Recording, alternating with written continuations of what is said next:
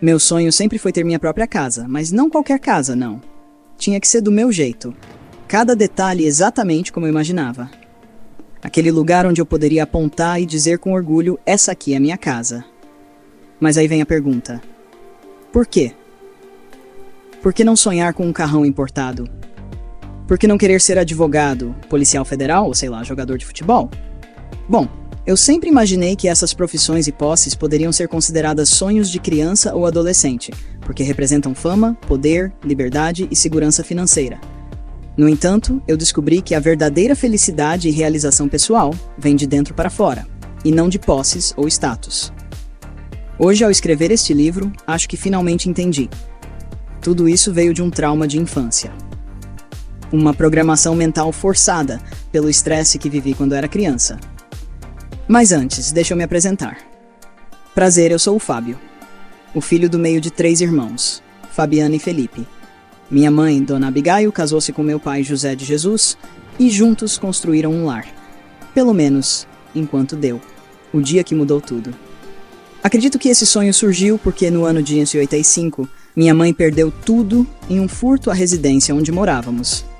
Eu tinha apenas 6 anos de idade na época, mas alguns flashes daquela memória ficaram cravados na minha mente. Me contaram que era um fim de semana e nossa família foi visitar a casa da minha avó, como fazíamos de costume. Enquanto estávamos lá, meu pai recebeu a notícia. O portão da nossa casa havia sido derrubado. Ele foi até lá e, ao voltar, tinha um semblante de derrota.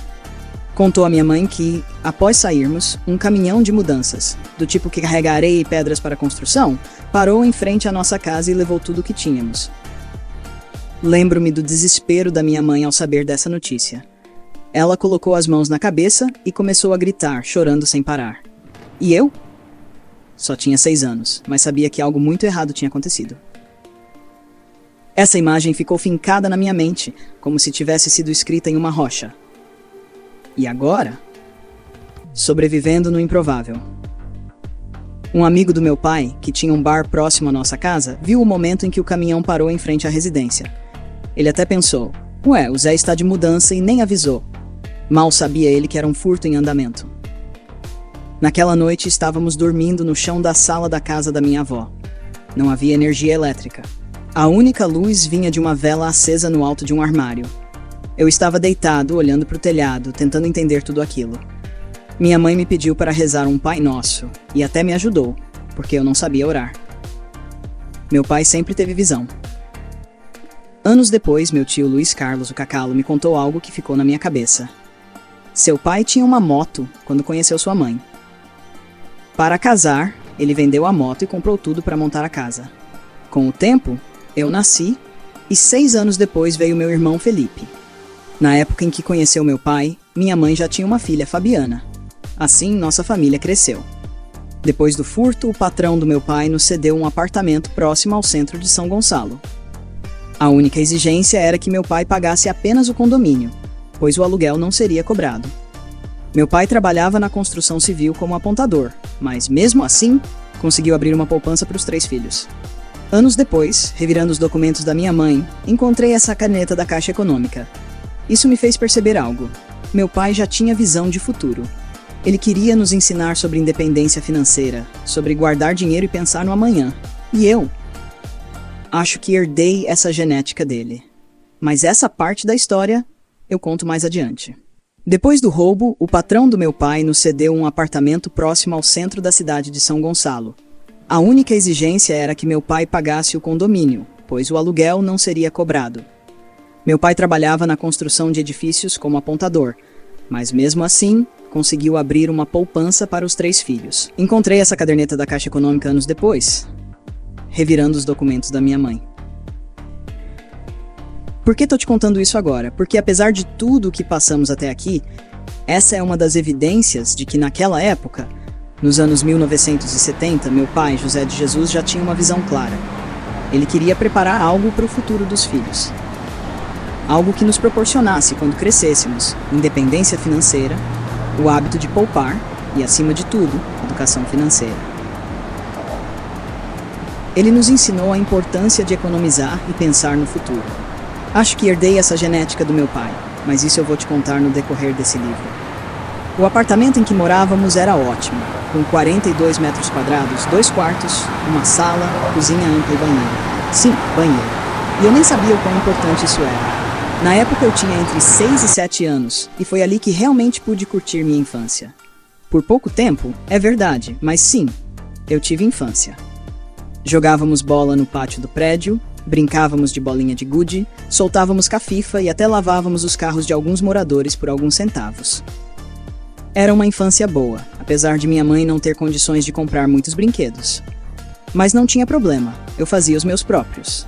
Desenhava, recortava e fingia que eram bonecos de verdade, embarcando nas minhas histórias malucas de filmes de ficção que assistia. Eu tinha verdadeiros amigos de infância. O Ricardinho, meu vizinho de cima no apartamento, que me dava brinquedos quebrados e eu os consertava. Os irmãos Cássio e César. O Vladimir, que tinha o cabelo grande tipo rabo de cavalo, igual ao do Patrick Swayze no filme Ghost. Os irmãos Washington e Baiano, apelido de infância. E o Raul e sua irmã Pamela. Ah, como foi boa essa infância. Eu até tinha uma paquera na infância, uma vizinha de porta. O nome dela era Letícia, uma loirinha encantadora. Lembro de um episódio. Uma vez, saindo da casa da minha avó, no portão, havia 3 degraus de cimento. Eu, com o cadarço do tênis desamarrado, pisei nele, tentei pular e caí, quebrando o braço esquerdo. Foi um desespero para minha mãe me ver com aquele braço torto. Depois de passar 60 dias com o gesso, tirei-o pela manhã e à tardezinha fui convidado para jogar bola. Na hora recusei, mas, quando vi a Letícia na janela assistindo os garotos brincarem, acabei aceitando, querendo impressioná-la. Minutos depois, caí novamente e quebrei o mesmo braço, no mesmo lugar. Imagina a cara da minha mãe ao me ver gritando com o braço pendurado. Foi terrível. Fiquei mais alguns meses com o gesso e, agora, sem poder sair de casa para brincar. Como consequência, passei a assistir a desenhos e séries na TV que marcaram minha infância, como Jaspion, Jiraiya, Caverna do Dragão, entre outros.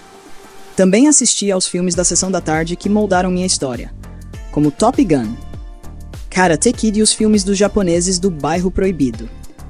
Havia um filme do qual eu era fascinado, chamado Os Goonies. Nossa, que incrível recordar desses momentos de infância, pois eles realmente marcaram minha vida. Um ano depois de termos nos mudado para aquele apartamento, meu pai ficou muito doente. As idas e vindas dele ao hospital marcaram minha mente. Lembro-me de um dia, quando estava me arrumando para ir à escola, minha mãe chegou chorando e me disse que eu não iria. Meu pai havia falecido. Foi mais um choque para minha mãe, que naquele mesmo ano também perdeu sua mãe, minha avó. Nossa família se desestabilizou novamente. Eu via minha mãe definhar dia após dia e procurava de alguma forma ajudar, mas com apenas 7 anos, não sabia o que fazer. Minha mãe teve que procurar trabalho para sustentar a casa, deixando minha irmã então com 13 anos, eu com 7 e meu irmão mais novo com 2 anos em casa enquanto ela trabalhava. Naquela época, ela conseguiu um emprego como cozinheira no centro do Rio de Janeiro. Com minha idade, eu tinha que ajudar nos afazeres de casa. Eu tirava o pó dos móveis, ajudava minha irmã a varrer a casa e a arrumar as camas.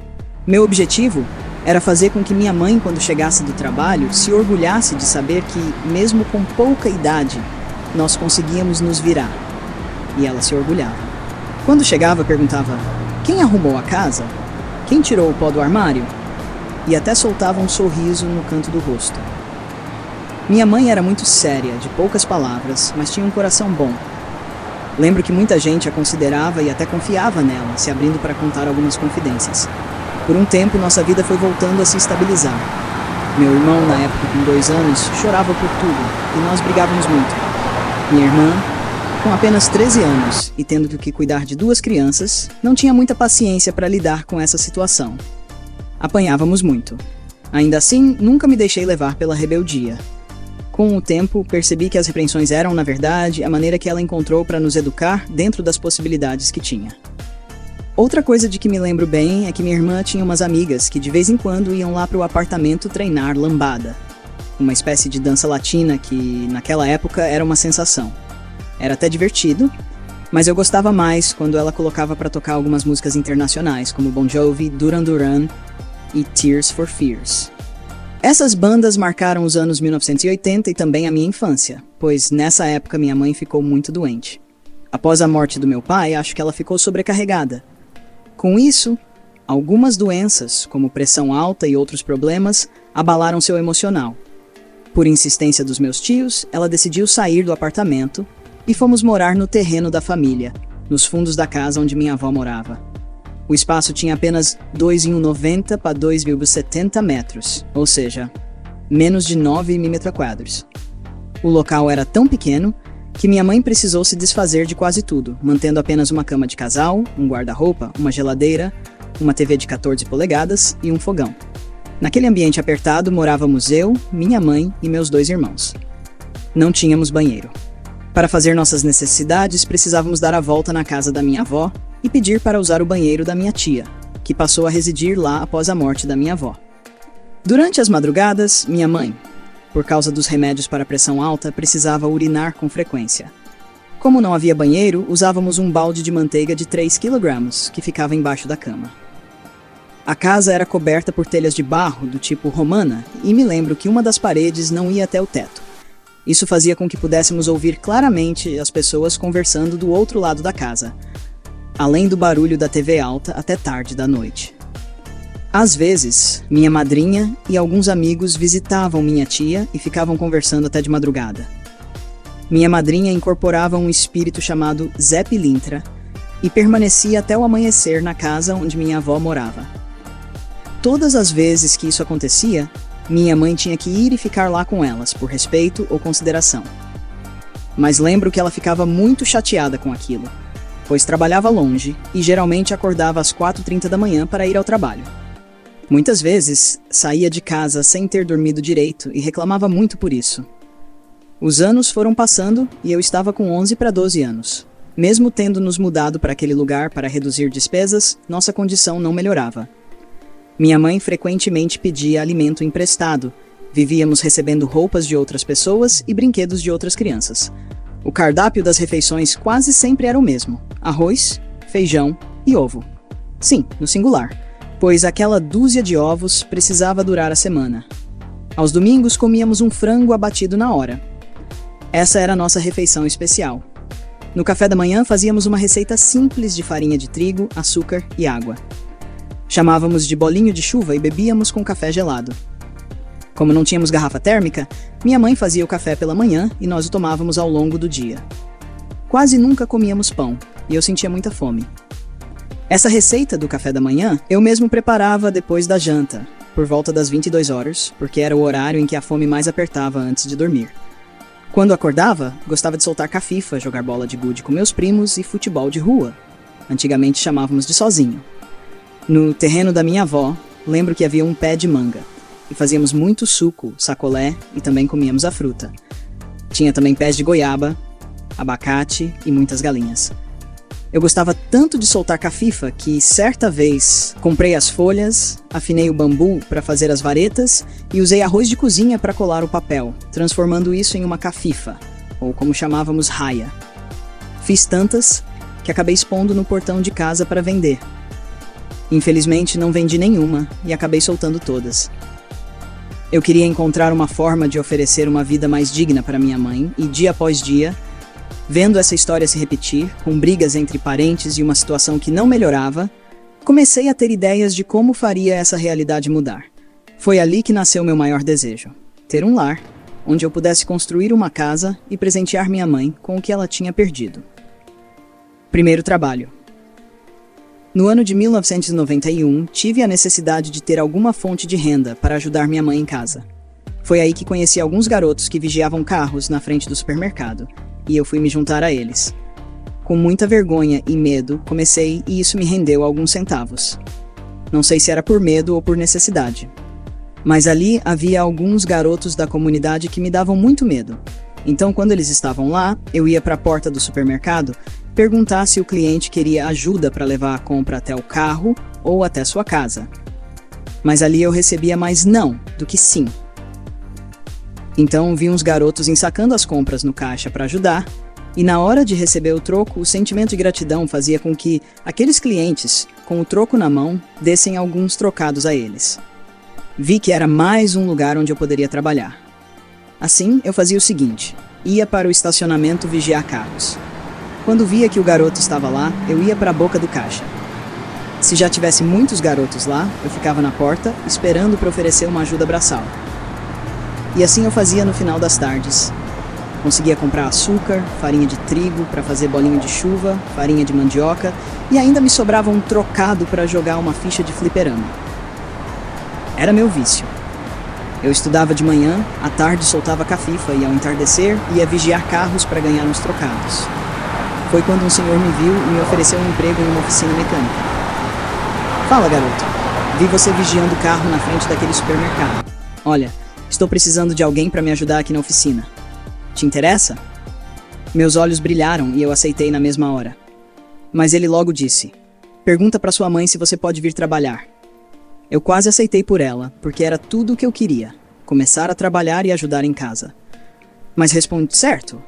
Ela chega à noitinha por volta das 20 horas. Assim que ela chegar, eu falo com ela. Mas acho que ela deixa sim. Quase afirmei que o trabalho já era meu. Quando minha mãe chegou, eu expliquei a situação para ela, e a primeira coisa que perguntou foi: mas como vai ficar a escola? Eu respondi, cheio de convicção: eu estudo de manhã e à tarde vou trabalhar. Tenho certeza de que ele vai aceitar. Ela balançou a cabeça, concordando. Saí correndo para avisar o homem da oficina, que não viu problema algum e me aceitou. Para falar a verdade, eu nem acertei com ele quanto iria ganhar, nem nada. O que eu queria era apenas trabalhar. No dia seguinte, cheguei da escola, almocei e fui correndo para a oficina. Organizei algumas ferramentas e fiquei observando o mecânico consertar os carros. Me lembro bem das palavras dele, dizendo que tinha gostado do meu serviço porque eu não esperava ele pedir alguma ferramenta. Eu já me antecipava e entregava antes mesmo de ele pedir. Mas a vida é dura, meu amigo. Esse trabalho só durou 3 dias. O mecânico precisou sair daquele ponto e levar a oficina para a casa dele. Como era longe da minha casa, percebi que não conseguiria mais trabalhar com ele. E assim, voltei a vigiar carros no fim da tarde, na frente do supermercado. Do lado da minha casa, existia uma loja que, na época, era um fliperama. O dono da loja era cliente da oficina mecânica. Um dia, quando me viu na rua correndo atrás de cafifa, ele me parou e perguntou: e aí, Fabinho, você não está mais trabalhando na oficina? Eu respondi: infelizmente, ele teve que fechar. Então, você não quer me ajudar aqui na loja? Sim, claro, mas eu vou começar a estudar à tarde. Sem problema. Você vem de manhã e, depois da escola, se quiser, pode vender pizza comigo até umas 22 horas. Eu respondi: vou falar com minha mãe se ela deixa. Quando fui vigiar carros e tive dificuldades, também enxerguei oportunidades. Se não dava para vigiar carros, eu ia ensacar compras na boca do caixa para ganhar alguns centavos.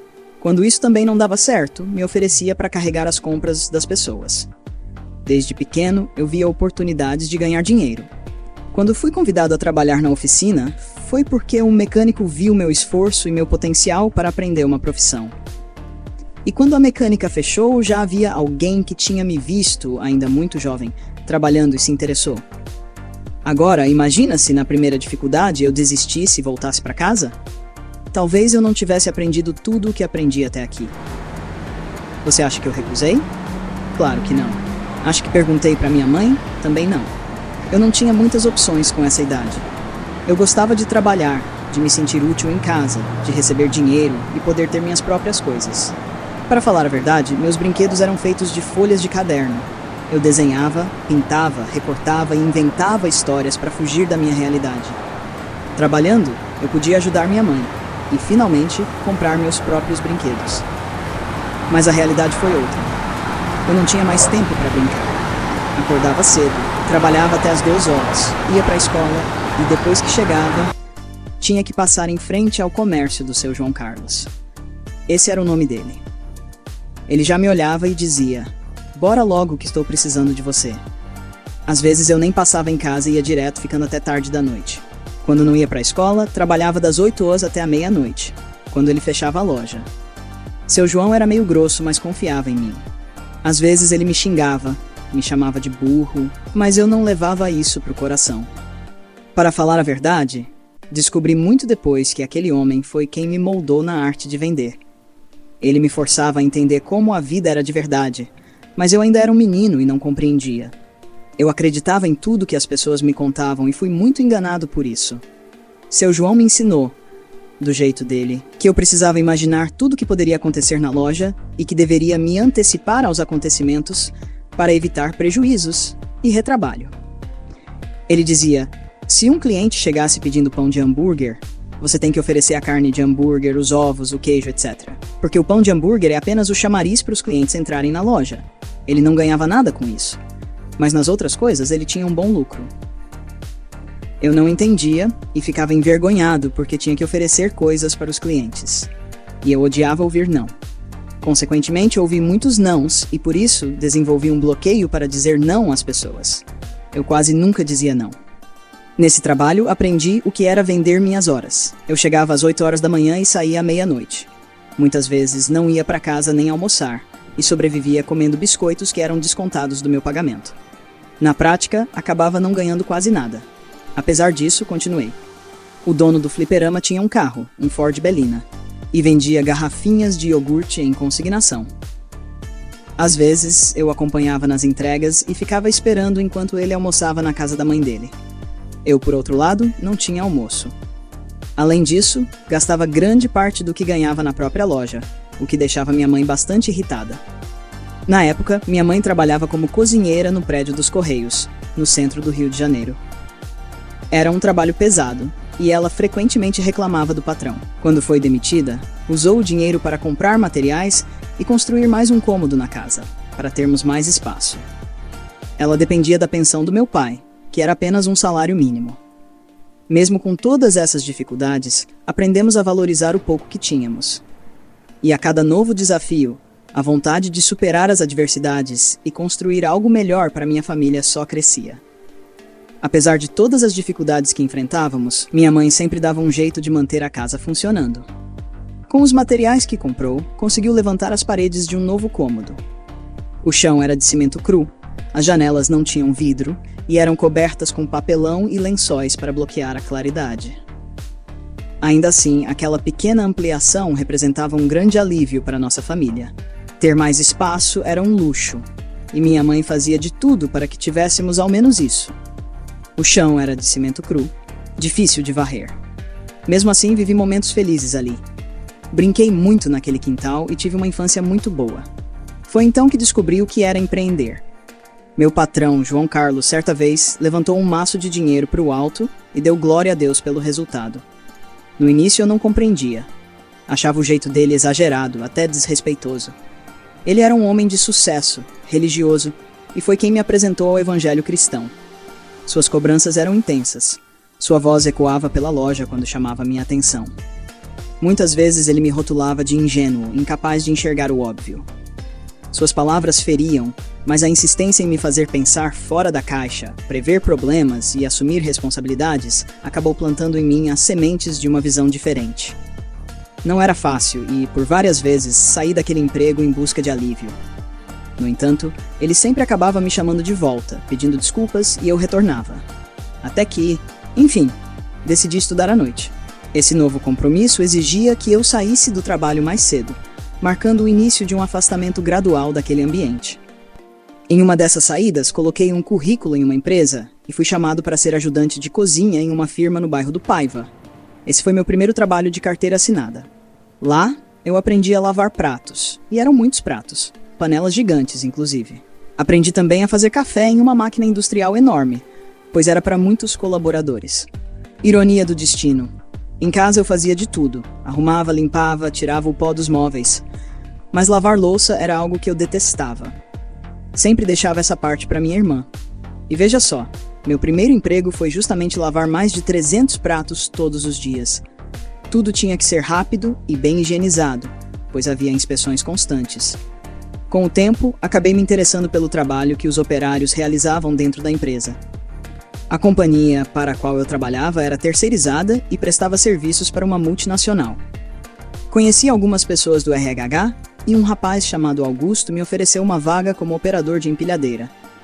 O salário era mais que o dobro do que eu ganhava e vi ali uma oportunidade de mudar de vida.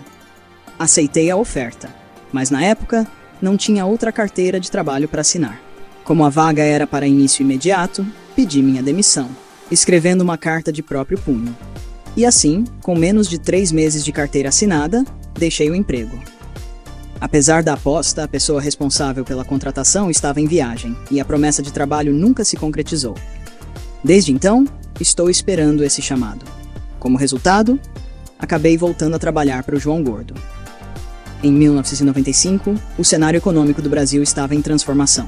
O governo do presidente Fernando Henrique Cardoso havia lançado o Plano Real. O Plano Real, buscando controlar a inflação e estabilizar a economia. Foi também o ano da inauguração da Ponte Rio-Niterói, um marco importante na conexão entre o Rio de Janeiro e Niterói. Nesse mesmo ano, um vizinho chamado Paulo, que era serralheiro, me convidou para trabalhar em sua oficina no quintal de casa. Anos mais tarde, descobri que minha mãe havia pedido a ele para me ensinar uma profissão. Ele foi até a loja onde eu trabalhava e me chamou para trabalhar com ele. Foi um ambiente totalmente diferente. Lá, aprendi a lidar com regras claras, cumprir horários e tratar as pessoas com respeito. Fiquei nesse emprego por alguns anos e foi ali que comecei a definir o que eu queria e o que não queria para minha vida. Seu Paulo sempre exigiu respeito no ambiente de trabalho, já que era também sua casa. Ele não tolerava gírias, palavrões ou gritos. Meu primeiro trabalho foi lixar uma bacia quadrada de aço inox por uma semana inteira. Foi quase como em um filme. Parecia que ele estava me testando, como se fosse o Sr. Miyagi treinando Daniel-san. No início eu queria aprender a soldar e montar estruturas, mas comecei lixando, cortando ferros com um arco de serra manual e vendo o mestre criar peças incrivelmente detalhadas. Seu Paulo e sua família me acolheram de uma forma que eu jamais havia experimentado. Dona Santa, a esposa dele, era como uma segunda mãe. Muito educada e bondosa, sempre preparava lanches deliciosos, que eu aceitava com um misto de vergonha e gratidão. Era uma família tão amorosa que eu me sentia um filho adotivo. Foi vivendo dentro dessa dinâmica que passei a entender que tipo de exemplo eu queria dar à minha própria família. O carinho e respeito que recebi ali me ajudaram a visualizar o tipo de lar que um dia eu gostaria de construir. Mais uma vez, provando que a possibilidade de enxergar uma vida diferente da minha e poder vivenciar um ambiente totalmente diferente nos dá a capacidade de imaginar e comparar o que queremos ou não para nós no futuro. Dona Santa e seu Paulo tinham 3 filhos, Marcelo, Ana Paula e José Márcio. Eu era o 4º filho de consideração. Marcelo, mais velho, me ensinou a fazer pedidos educadamente, tipo, por gentileza, você pode pegar isso para mim? Ou, desculpa, você poderia me ajudar com isso aqui? Algo que não fazia parte do meu vocabulário na época. Eu só ouvia gritos, xingamentos e grosserias. Já Ana Paula sempre me corrigia de forma gentil, ajudando-me a me portar de forma adequada. Quando havia visitas importantes na casa deles, eu era tratado com respeito, como um verdadeiro membro da família. Passei alguns anos trabalhando com seu Paulo. Para mim foi quase como uma escola da vida. A figura de pai que eu não tinha, ele foi. Minha referência, o modelo que Deus colocou na minha vida. E o melhor, eu recebia para aprender. Além de vivenciar tudo isso, ele ainda me pagava em dia, dava 13º e até horas extras. Isso me deu a segurança que eu nunca tive trabalhando com João Carlos. Além do aprendizado técnico, ganhei algo mais valioso. Uma referência de como uma família deve ser unida, respeitosa e amorosa. Essa base ajudou a moldar o tipo de pessoa que sou hoje e o tipo de família que tenho orgulho de ter construído.